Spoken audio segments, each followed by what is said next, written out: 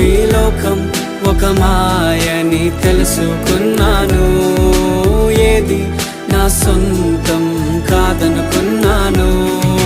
తప్పిపోయిన కుమారుని నేనైతే నా కొరకై నిరీక్షించే తండ్రి నా యేసు. తప్పిపోయిన కుమారుని నేనైతే నా కొరకై నిరీక్షించే తండ్రి నా యేసు. ఈ లోకమంతా నేను వెతకినా నాకు లేదయ్యా ఎక్కడా ఆనందం. నీ సన్నిధిలో ఒక్క క్షణం గడిపి